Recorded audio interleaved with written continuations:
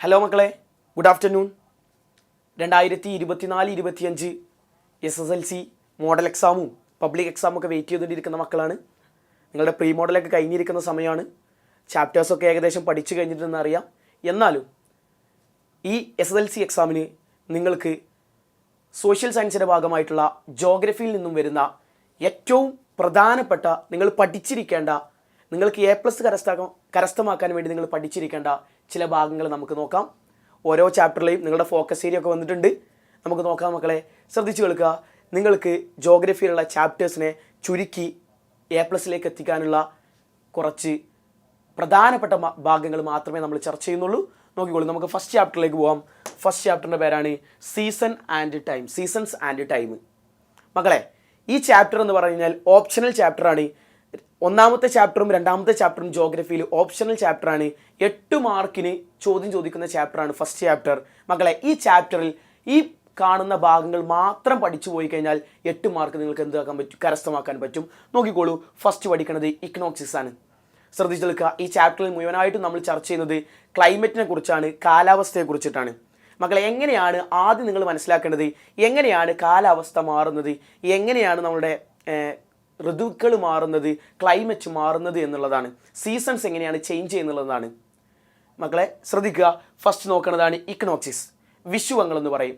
ചാപ്റ്ററിൽ ഏറ്റവും ഇമ്പോർട്ടൻ്റ് ആണ്.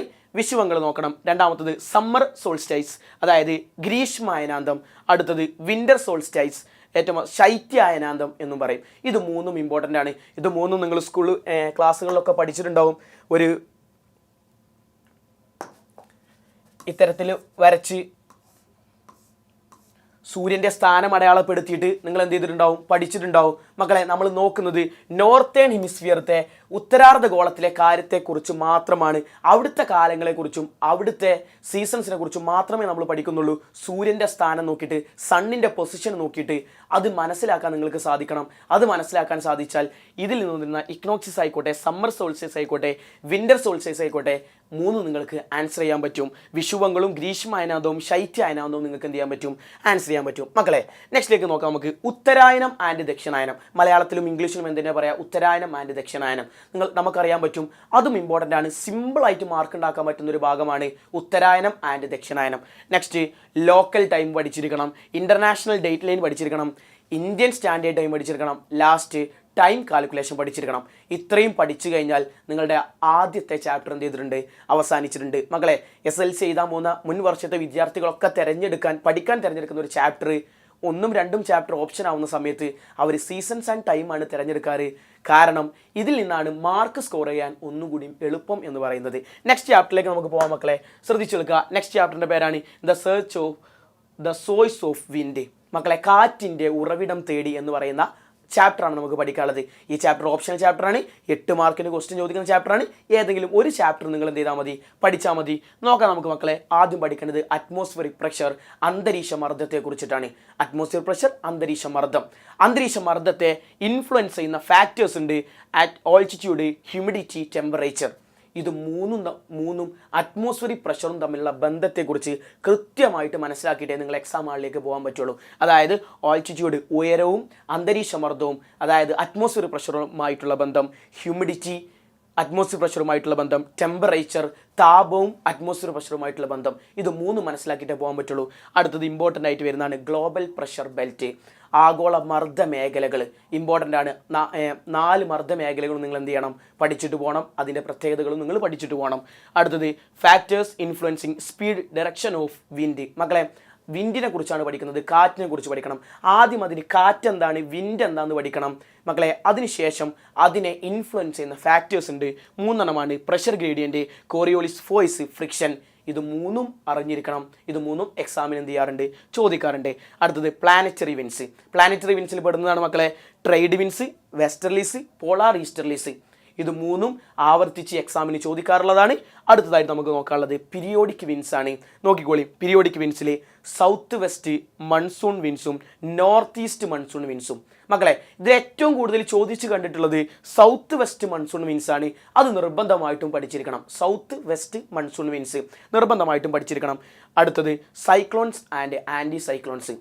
മക്കളെ, നിർബന്ധമായിട്ടും പഠിച്ചിരിക്കണം. സിമ്പിൾ ആയിട്ടുള്ള ഭാഗമാണ് സൈക്ലോൺസും ആൻറ്റി സൈക്ലോൺസും. ചക്രവാതങ്ങളും പ്രതിചക്രവാതങ്ങളും എന്ന് പറയും. ഏറ്റവും അവസാനം ലോക്കൽ വിൻസ്, അതായത് 4-5 എന്താ ലോക്കൽ വിൻസിന് ഇവിടെ കൊടുത്തിട്ടുണ്ട്. ചിനൂക്ക്, ഫൻ, ഹർമാട്ടൻ, ലു, മാംഗോ ഷവേഴ്സ്, കാൽ ബൈശാഖി എന്ന് പറയുന്ന വിൻഡിന് ഇവിടെ കൊടുത്തിട്ടുണ്ട്. ആ വിൻഡുകളെ കുറിച്ച് എന്ത് ചെയ്യുക, ജസ്റ്റ് മനസ്സിലാക്കി പോകാം. 8 മാർക്കിന് ചോദ്യം ചോദിക്കുന്ന അടുത്ത ചാപ്റ്ററാണ് ഇതെന്ന് പറയുന്നത്, in the search of swords of wind. മക്കളെ, കാറ്റിൻ്റെ ഉറവിടം തേടി. നമുക്ക് നെക്സ്റ്റ് ചാപ്റ്ററിലേക്ക് പോകാം. നെക്സ്റ്റ് ചാപ്റ്ററാണ് ഹ്യൂമൻ റിസോഴ്സ് ഡെവലപ്മെൻറ്റ്. ഇതും ഒരു ഓപ്ഷണൽ ചാപ്റ്ററാണ് മക്കളെ. നിങ്ങളുടെ റിസോഴ്സ് വെൽത്ത് ഓഫ് ഇന്ത്യ എന്ന് പറയുന്ന ചാപ്റ്ററുമായിട്ട്, അല്ലെങ്കിൽ റിസോഴ്സ് വെൽത്ത് ഓഫ് ഇന്ത്യ എന്ന് പറയുന്ന ചാപ്റ്ററുമായിട്ട് ഹ്യൂമൻ റിസോഴ്സ് ഡെവലപ്മെൻറ്റ് എന്താണ്, നിങ്ങൾക്ക് ഓപ്ഷണൽ ചാപ്റ്ററാണ്. ഏതെങ്കിലും ഒരു ചാപ്റ്റർ എന്ത് ചെയ്താൽ മതി, പഠിച്ചിട്ട് പോയാൽ മതി. ആദ്യം നിങ്ങളിതിൽ നോക്കേണ്ടത് മക്കളെ, different level of human resource development.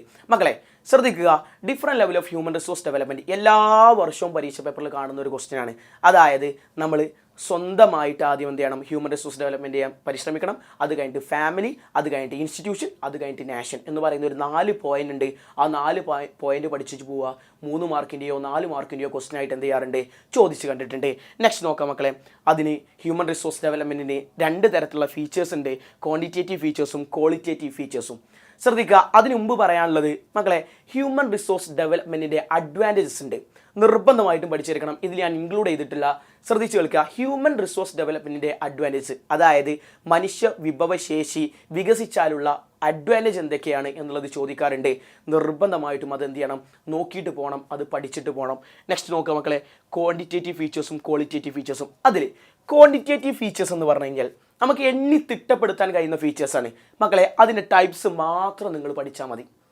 Birth റേറ്റും ഡെത്ത് റേറ്റും ഒക്കെ പറയുന്ന ആ ടൈപ്സ് മാത്രം നിങ്ങൾ എന്ത് ചെയ്താൽ മതി, പഠിച്ചാൽ മതി. പോപ്പുലേഷൻ ഗ്രോത്ത് അടക്കമുള്ള ആ ഭാഗം മാത്രം നിങ്ങൾ പഠിച്ചാൽ മതി.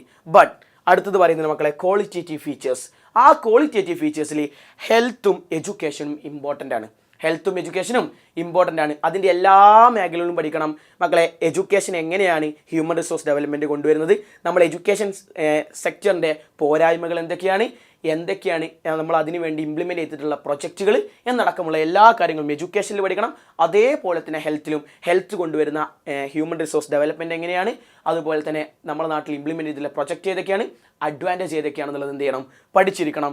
ഇത്രയും കാര്യങ്ങളാണ് ഹ്യൂമൻ റിസോഴ്സ് ഡെവലപ്മെൻറ്റ്, മാനവ വിഭവശേഷി വികസനം എന്ന ചാപ്റ്ററിൽ നിങ്ങൾക്ക് എന്ത് ചെയ്യാനുള്ളത്, പഠിക്കാനുള്ളത്. നെക്സ്റ്റ് പേജിലേക്ക് നോക്കാം. നെക്സ്റ്റ് ചാപ്റ്റർ നോക്കാം. Chapter 4, landscape analysis through maps. മക്കളെ, നമ്മൾ ഈ ചാപ്റ്ററിൽ വെറും 5 മാർക്കിനോ 4 മാർക്കിനുള്ള ക്വസ്റ്റ്യൻസേ വരുന്നുള്ളൂ.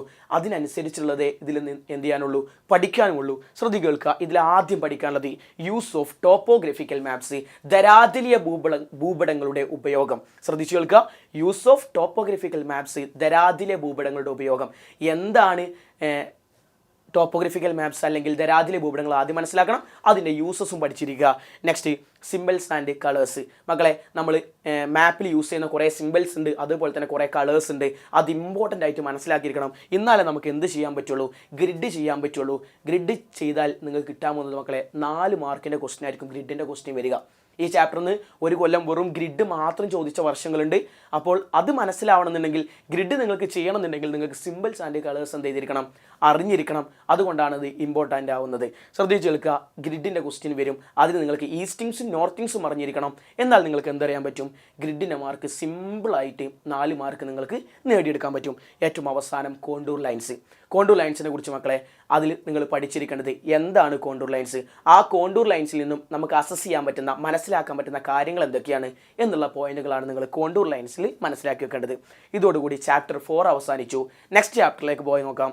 നെക്സ്റ്റ് ചാപ്റ്ററിൻ്റെ പേരാണ് chapter 5, public expenditure and public revenue. പൊതു ചെലവും പൊതു വരുമാനവും എന്ന് പറയുന്ന ചാപ്റ്ററാണ് മക്കളെ. ഈ ചാപ്റ്ററും ഇമ്പോർട്ടൻ്റ് ആയിട്ടുള്ള ചാപ്റ്ററാണ്. നോക്കിക്കോളും, ഈ ചാപ്റ്ററിൽ പഠിക്കേണ്ടത് ആദ്യം എന്താണ് പബ്ലിക് എക്സ്പെൻഡിച്ചർ, എന്താണ് പൊതു ചെലവ് എന്നുള്ളതാണ്. മക്കളെ, 2 തരത്തിലുള്ള പൊതു ചെലവ് ഉണ്ടെന്ന് നമുക്കറിയാൻ പറ്റും. ഡെവലപ്മെൻറ്റ് എക്സ്പെൻഡിച്ചറും നോൺ ഡെവലപ്മെൻറ്റൽ എക്സ്പെൻഡിച്ചറും. ശ്രദ്ധിച്ചു കേൾക്കുക, ഡെവലപ്മെൻറ്റൽ എക്സ്പെൻഡിച്ചറും നോൺ ഡെവലപ്മെൻറ്റൽ എക്സ്പെൻഡിച്ചറും, വികസന ചെലവുകളും വികസനേതര ചെലവുകളും. മക്കളെ, ഇത് രണ്ടും പഠിച്ചിരിക്കണം. അതേപോലെ തന്നെ എല്ലാ വർഷവും ക്വസ്റ്റ്യൻ ചോദിക്കുന്നതാണ് reasons for increasing India's public expenditure. ഇന്ത്യയിലെ പൊതു ചെലവ് വർദ്ധിക്കാനുള്ള കാരണങ്ങൾ. 3 കാരണങ്ങളിൽ 4 കാരണങ്ങൾ അതിൽ പറയുന്നുള്ളൂ. അത് പഠിച്ചിട്ട് എന്ത് ചെയ്യുക, എക്സാമിലേക്ക് പോകുക.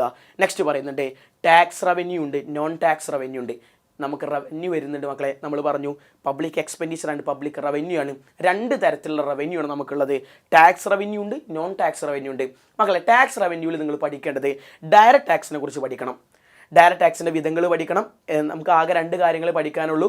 ആ ഡയറക്റ്റ് ടാക്സിനെ കുറിച്ച് നിങ്ങൾ പഠിച്ചിരിക്കണം. അടുത്തത് വരുന്നത് ഇമ്പോർട്ടൻ്റ് ആണ് GST. GST നിങ്ങൾ പഠിച്ചിരിക്കണം. GSTയുടെ റെക്കമെൻഡേഷൻസ് പഠിച്ചിരിക്കണം. അതേപോലെ തന്നെ GSTയുടെ ടൈപ്സ് പഠിച്ചിരിക്കണം. GSTയുടെ റെക്കമെൻഡേഷൻസ് പഠിച്ചിരിക്കണം. അതുപോലെ തന്നെ GSTയുടെ ടൈപ്സ് നിങ്ങൾ എന്ത് ചെയ്തിരിക്കണം? പഠിച്ചിരിക്കണം. അടുത്തത് സെസ് ആൻഡ് സർചാർജ്. മക്കളെ ഇമ്പോർട്ടൻ്റ് ആണ് ഇത്. എന്തായാലും ഇത് തമ്മിലുള്ള കമ്പാരിസൺ എക്സാമിന് ചോദിക്കും, ഉറപ്പാണ്. അടുത്ത പറയുന്നുണ്ട് നോൺ ടാക്സ് റവന്യൂസ്. മക്കളെ അതേപോലെ തന്നെ എക്സാമിന് റിപ്പീറ്റ് ചെയ്ത് ചോദിച്ചിട്ടുള്ളതാണ്. ഏതൊക്കെയാണ് നോൺ ടാക്സ് റവന്യൂസ്?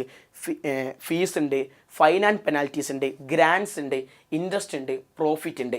ഇതിനെക്കുറിച്ച് കൃത്യമായിട്ട് ധാരണ നിങ്ങൾ എന്ത് ചെയ്തിരിക്കണം? ഉണ്ടാക്കിയെടുക്കണം. Next budget. മക്കളെ ബഡ്ജറ്റിനെ കുറിച്ച് പറയുകയാണെങ്കിൽ ബഡ്ജറ്റ് എന്താണെന്ന് പഠിച്ചിരിക്കണം.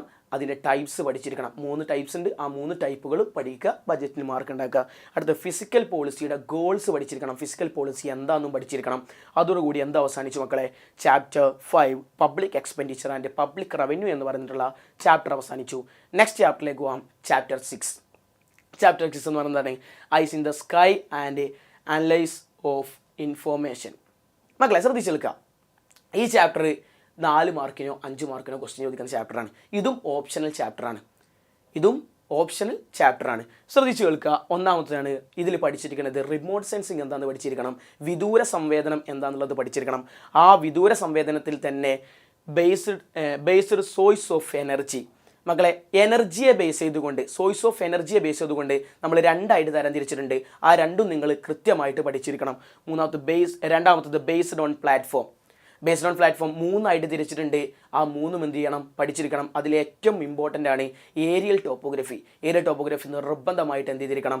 പഠിച്ചിരിക്കണം. ആ ഏരിയൽ ടോപ്പോഗ്രഫിയുടെ അഡ്വാൻറ്റേജും പഠിച്ചിരിക്കണം, ഡിസഡ്വാൻറ്റേജും എന്ത് ചെയ്തിരിക്കണം? പഠിച്ചിരിക്കണം. രണ്ടും എക്സാമിന് എന്ത് ചെയ്തിട്ടുണ്ട്? ചോദിച്ചു കണ്ടിട്ടുണ്ട്. ഏറ്റവും അവസാനം ഓവർലാപ്പിംഗ് എന്താണെന്ന് എന്ത് ചെയ്തിരിക്കണം? പഠിച്ചിരിക്കണം. അടുത്തത് സാറ്റലൈറ്റ് റിമോട്ട് സെൻസിങ്. ചാപ്റ്ററിൽ മറ്റൊരു ഇമ്പോർട്ടൻറ്റ് പോയിന്റ് ആണ് സാറ്റലൈറ്റ് റിമോട്ട് സെൻസിങ്. സാറ്റലൈറ്റ് മക്കളെ ജിയോ സ്റ്റേഷനറിയും സൺ സിങ്കർണസും 2 തരത്തിലുള്ള സാറ്റലൈറ്റ് റിമോട്ട് സെൻസിങ് ആണുള്ളത്. ജിയോ സ്റ്റേഷനറിയും സൺ സിങ്കർണസും അത് നിർബന്ധമായിട്ട് പഠിച്ചിരിക്കണം. അതേപോലെ തന്നെ അടുത്തതായിട്ട് വരുന്നതാണ് GIS, ജിയോഗ്രാഫിക് ഇൻഫോർമേഷൻ സിസ്റ്റം. അതിൻ്റെ യൂസസ് പഠിച്ചിരിക്കണം. അനലിറ്റിക്കൽ ക്യാപ്പബിലിറ്റീസും പഠിച്ചിരിക്കണം. ഏറ്റവും അവസാനം GPS. നമ്മളൊക്കെ ഉപയോഗിക്കുന്നതാണ്. GPSൻ്റെ യൂസസ് അവിടെ പറയുന്നുണ്ട്. GPSനെ കുറിച്ച് അവിടെ കൃത്യമായിട്ട് പറഞ്ഞു പോകുന്നുണ്ട്. ആ ഭാഗം നിങ്ങൾ എന്ത് ചെയ്തിരിക്കണം? പഠിച്ചിരിക്കണം. നമുക്ക് നെക്സ്റ്റ് ചാപ്റ്ററിലേക്ക് പോകാം. Chapter 7 India the land of diversities. മക്കളെ വൈവിധ്യങ്ങളുടെ ഇന്ത്യ എന്ന് പറയുന്ന ചാപ്റ്റർ. ഈ ചാപ്റ്ററിൽ നിന്ന് ക്വസ്റ്റ്യൻ വരുന്നത് 7 മാർക്കോളം ഈ ചാപ്റ്ററിൽ നിന്ന് എന്ത് വരും? ക്വസ്റ്റ്യൻസ് വരും. ചാപ്റ്റർ നന്നായിട്ട് പഠിച്ചിട്ട് പോവുക. വൈവിധ്യങ്ങളുടെ ഇന്ത്യ അത്യാവശ്യം വലിയ ചാപ്റ്ററാണ്. ആ ചാപ്റ്ററിൽ നിന്ന് പ്രധാനപ്പെട്ട നിങ്ങൾ പഠിക്കേണ്ട മക്കളെ ശ്രദ്ധിച്ചു കേൾക്കുക. നോർത്തേൺ മൗണ്ടെയിൻ റേഞ്ചസ്, ഉത്തരപർവ്വത മേഖലയെക്കുറിച്ച് നിർബന്ധമായിട്ടും പഠിച്ചിരിക്കണം. പബ്ലിക് എക്സാമിന് ഏറ്റവും കൂടുതൽ ക്വസ്റ്റ്യൻ ചോദിക്കാറുള്ളതും നോർത്തേൺ മൗണ്ടെയിൻ റേഞ്ചസ്, ഉത്തരപർവ്വത മേഖല എന്ന് പറയുന്ന സ്ഥലത്ത് നിന്ന് തന്നെയാണ് എന്ത് ചോദിക്കാറുള്ളത്? ക്വസ്റ്റ്യൻ ചോദിക്കാറുള്ളത്. അത് നമുക്കറിയാൻ പറ്റും. ട്രാൻസ് ഹിമാലയ മറ്റേത് അത്ര തന്നെ ഇമ്പോർട്ടൻ്റ് അല്ല. ട്രാൻസ് ഹിമാലയും നിർബന്ധമായിട്ടും പഠിച്ചിരിക്കണം. അതിൽ നമുക്കറിയാൻ പറ്റും ഹിമാലയ 3 ഹിമാലയ, ഹിമാദ്രി, ശിവാലിക് എന്ന് പറയുന്ന ഹിമാചൽ, ശിവാലിക് എന്ന് പറയുന്ന 3 നമ്മൾ തിരിച്ചിട്ടുണ്ട്. ഇത് 3ൻ്റെയും സ്പെസിഫിക്കേഷൻസ് കൃത്യമായിട്ട് പഠിച്ചിരിക്കണം. 4 മാർക്കിൻ്റെയോ 5 മാർക്കിൻ്റെയോ ക്വസ്റ്റ്യൻ ആയിട്ട് ഹിമാലയത്തിൻ്റെ ക്ലാസിഫിക്കേഷൻ ആയിട്ടുള്ള ഹിമാദ്രി, ഹിമാചൽ, ശിവാലിക് ചോദിക്കാറുണ്ട്. അത് പോയിൻ്റ് ഔട്ട് ചെയ്ത് കൃത്യമായിട്ട് പഠിച്ചിട്ടേ പോകാൻ പാടുള്ളൂ. അടുത്തത് മക്കളെ significance of northern mountains. Note ചെയ്ത് വെച്ചോളി മക്കളെ. എത്രയോ വർഷങ്ങളായിട്ട് ചോദിച്ചു വരുന്ന ഒരു ക്വസ്റ്റ്യനാണ് സിഗ്നിഫിക്കൻസ് ഓഫ് നോർത്തേൺ മൗണ്ടെയിൻസ്. ഉത്തരപർവ്വത മേഖലയുടെ സ്പെസിഫിക്കേഷൻ എന്തൊക്കെയാണ്? അതിൻ്റെ പ്രത്യേകതകൾ എന്തൊക്കെയാണ്? മക്കളെ നമ്മളെ മൺസൂൺ കാറ്റുകളിൽ നിന്ന്, പുറം രാജ്യത്തുനിന്നുള്ള തണുത്ത കാറ്റുകളിൽ നിന്ന് തടയുന്നുണ്ട്, മറ്റുള്ള ആക്രമണങ്ങളിൽ നിന്ന് തടയുന്നുണ്ടെന്നൊക്കെ പറഞ്ഞിട്ടുള്ള പോയിന്റുകൾ നിങ്ങൾക്ക് കാണാൻ പറ്റും. അടുത്തത് ഹിമാലയൻ റിവേഴ്സ് നിങ്ങൾക്ക് അറിയാൻ പറ്റും. സിമ്പിളായിട്ടുള്ളതാണ്. ഇൻഡസ്, ഗംഗ, ബ്രഹ്മപുത്ര 3 നദികളെക്കുറിച്ചും കൃത്യമായിട്ട് പഠിച്ചിരിക്കണം.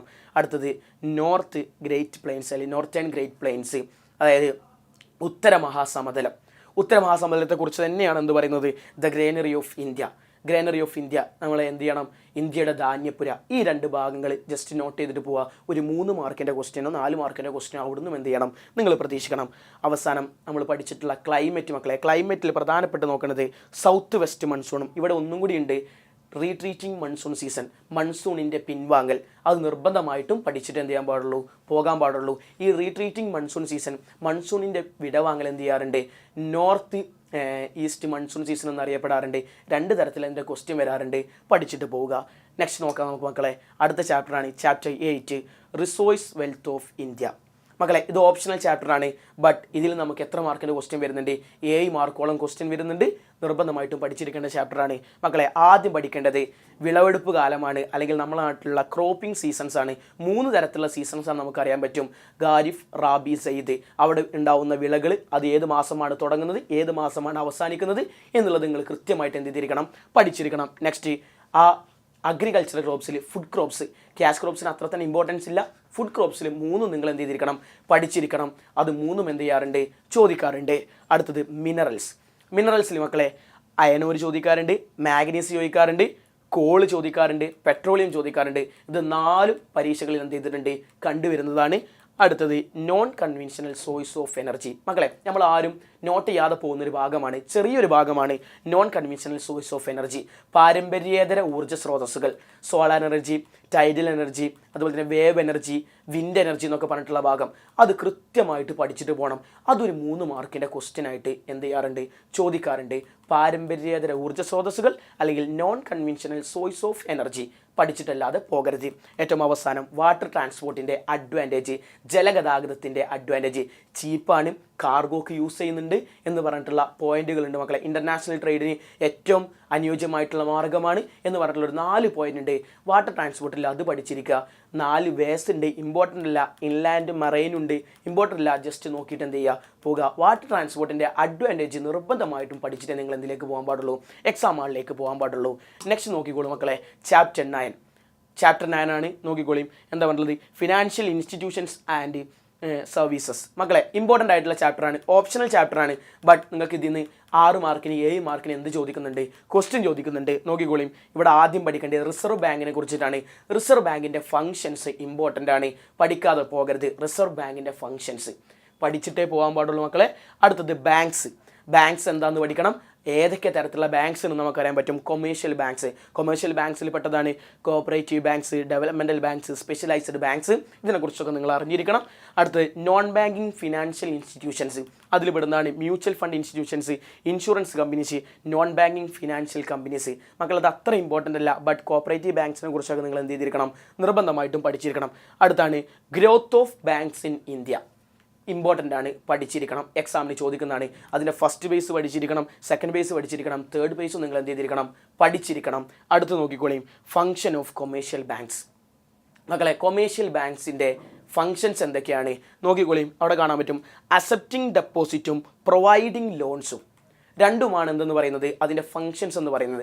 ബട്ട് അവിടെ നിങ്ങൾ അക്സെപ്റ്റിംഗ് ഡെപ്പോസിറ്റ് എന്നുള്ളതിൽ 3 ഡെപ്പോസിറ്റ് എങ്കിലും നിങ്ങൾ പഠിച്ചിരിക്കണം. ഇത് പോയിൻ്റാക്കി പഠിച്ചാൽ പോരാ.